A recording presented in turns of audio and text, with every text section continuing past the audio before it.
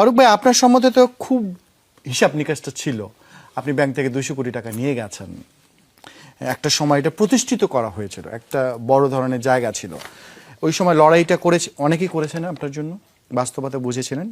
আসিফ মাহমুদ, সজীব ভুঁইয়াও একসময় বলেছিলেন যে এরকম আসলে ঘটেননি। তৎকালীন ক্রিয়া উপদেষ্টা যিনি ছিলেন তিনি আবার আপনাকে পরবর্তীতে ডেকে নিয়ে গিয়েছিলেন যে বিসিবিতে আসার জন্য। এবং আমার একটা কথা, আপনি সত্য বলবেন কিনা আমি জানি না, অনেক সময় সত্য বলতে হয়। যেমন আজকের বাস্তবতা অনেকেই জানেন যে আমরা কেন ওয়ার্ল্ড কাপ খেলতে যাইনি, মানে বাস্তবতা আপনি যেমন তুলে ধরেন সিকিউরিটি রিজনের জন্য কে দায় দায়িত্ব নিবে, তেমনি বলি যে আপনার ওই দিনের কথা মনে আছে কিনা যখন আপনি ক্রিয়া উপদেষ্টার বাসায় ছিলেন, আপনাকে সরে যেতে বলা হলো। এই সময় তো ক্রিয়া উপদেষ্টাকে কেউ ইনসিস্ট করছিল, ক্রিয়া উপদেষ্টার মোবাইলে ফোন আসছিল, আপনারই কোনো কলিগ সম্ভবত কোনো কিছু। একটা তো সবসময় একটা চক্র ছিল, যে এই চক্রটা আপনি জানেন, মোটামুটি সবাই জানে। তার মধ্যে 2-3টা জার্নালিস্ট ছিল, sorry to say that because you are in that category, but এটা যে একটা স্টেজড ড্রামা ছিল এটা কিন্তু মানুষ বুঝতে পেরেছে লেটলি। অ্যান্ড যখন অ্যান্টি করাপশন বললো যে এভরিথিং ওয়াজ ডান, মানে আপনি দেখেন আমার যে ডিরেক্টরগুলো ছিলেন, ফাহিম সিনহার মধ্যে একটা টক শোতে গিয়ে বলেছেন যে টিকিটের দেখেন আপনি যখন ম্যাচ জিতেন এরা তখনও সমালোচনা করে, মানে কতটা সংক্ষুব্ধ তারা। মানে বুঝাতে চাচ্ছি আমি, টিকিটে বাংলাদেশ হিস্ট্রিতে বিপিএলে যখন 1.5 কোটি আর 2 কোটি টাকা ম্যাক্সিমাম বেঞ্চমার্ক, 12.5 কোটি টাকার টিকিট বিক্রি হয়েছে। ওখানে কোশ্চেন 2024 লাস্ট বিপিএলে যখন আমি প্রেসিডেন্ট ছিলাম, এবার কত 6.5 কোটি, অর্ধেক হবে হয়তো বা। কিন্তু যে সিস্টেমটা আমি এস্টাবলিশ করেছি online and proper online, world কাপের যেসব কোম্পানি বিট করে, আপনার জার্মান কোম্পানি, সে কোলাবোরেশন এখান থেকে এখানে করে, যে একদম ফ্ললেস একটা সিস্টেম, 2-3 ধাপ আপনার সিকিউরিটি আছে, আপনি ইচ্ছা করলে ঢুকতে পারবেন না। সেই কোম্পানি যেটা মনে করেন মাহওয়ানাম ছিলেন তখন টেন্ডার অ্যান্ড পারচেজে, সে বুয়েটের লোক দিয়ে ওয়েটিং করিয়ে ওই কোম্পানিকে কাজটা দিয়েছে। অ্যান্ড আমিও ছিলাম, ওদের বলেছি যে বেস্ট কোম্পানি দাও, অ্যান্ড ওইটা কিন্তু প্রুফ করেছে। তারপরে কিন্তু একটা টক শোতে আমি শুনলাম যে সে বলছে যে এইটা ওনার কোম্পানি না, ওনার পরিচিত মানুষের কোম্পানি। সো আমার পরিচিত মানুষের কোম্পানি যদি 12.5 কোটি ম্যাজিক দেখাতে পারে তো অসুবিধা কি?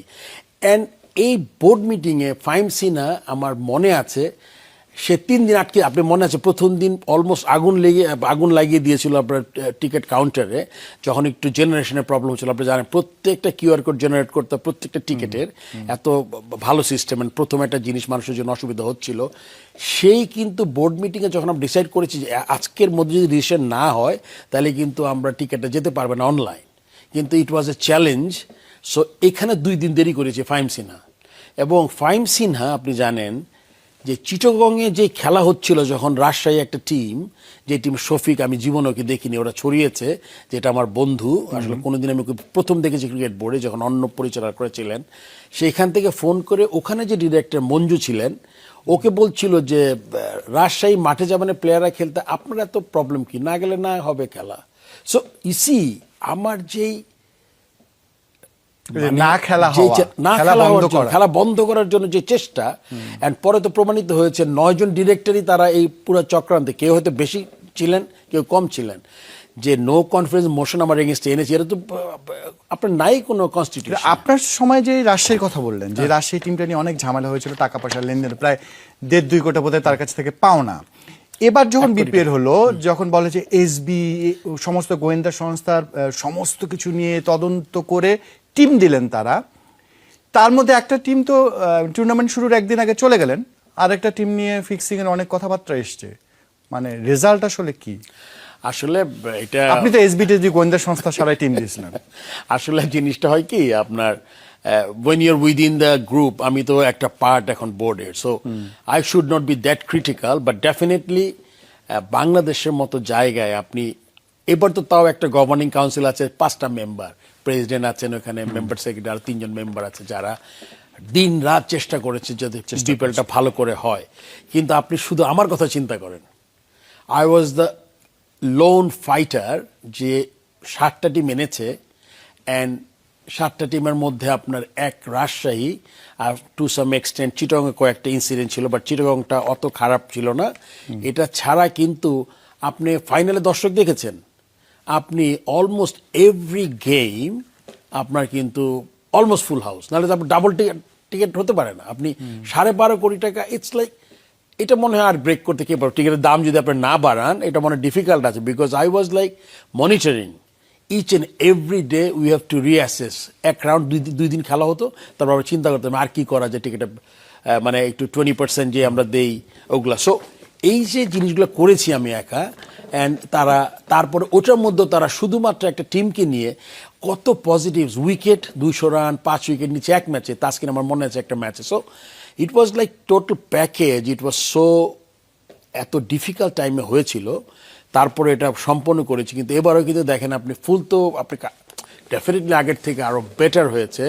আপনার অ্যালেক্স মার্শাল মার্শাল এস্টেন, কাজ করছেন খুব ভালো, খুবই কাজ এবং ওই অ্যালেক্স মার্শালে কিন্তু আপনাকে বুঝতে হবে যে তাকে যেই মেইন রসদটা দিয়েছি কিন্তু আমি যে তিন জনের একটা ইনভেস্টিগেশন কমিটি করেছিলাম, 900 পৃষ্ঠার একটা প্রতিবেদন করেছিল ওরা। ওইটা দেখে কিন্তু তার জন্য কাজ করার জন্য সুবিধা হয়েছে। So it's like if you say that time হয়েছে, এখন এটা হচ্ছে না, ভুল। Because you try to improve, but আপনি যখন একটা পার্টিকুলার মানুষকে, যে আমি আমার জীবন দিয়ে চেষ্টা করেছি বাংলাদেশ ক্রিকেটকে যদি আমি একটু প্রোগ্রেস করাতে পারি, অনেক ভালো কাজ করেছি।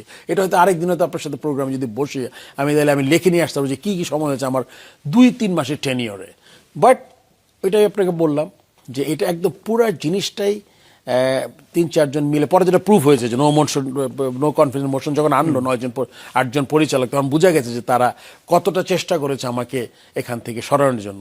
এটার কারণে আপনি জানেন যে অনেক দুর্নীতি হচ্ছিল, দুদক ঢুকলো, আমি বলেছি এরা ঢুকলে অসুবিধা নেই, কাজ করতে দাও।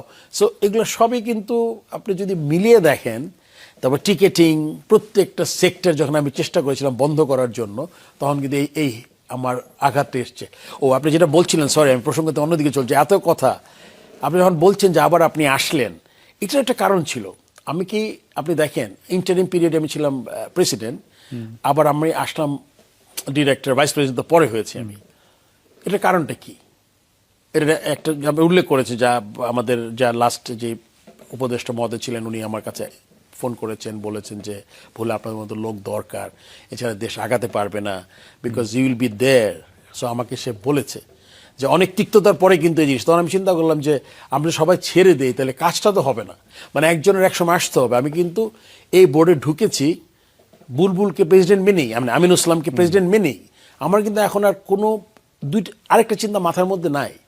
I am a vice president, he is the president. So, I am trying to help him in every aspect. যখন কোনো ক্রিটিক্যাল সিচুয়েশন হয়, আমি কিন্তু সবার আগে যাই, সবার আগে কোয়েশ্চেন, সবার আগে বলি যে এটা করলে ভালো হয়।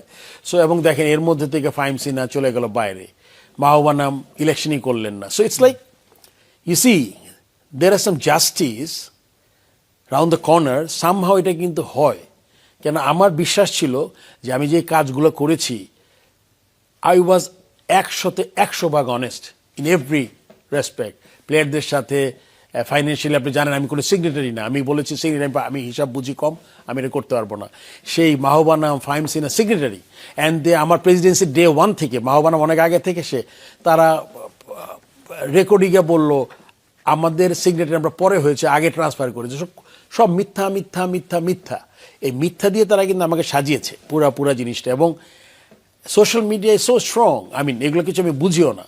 তারা by the time I react that this is what happened, যেটা আলটিমেটলি মানে অ্যান্টি করাপশনে করেছে, তার আগে কিন্তু একটা পারসেপশন তৈরি করে দিয়েছে মানুষকে যে একটা পার্টিকুলার ইউটিউবার 100 সরিয়ে আসে। আমরা সেই জায়গায় আমরা কারোর বিরুদ্ধে কথা বলতে চাই না।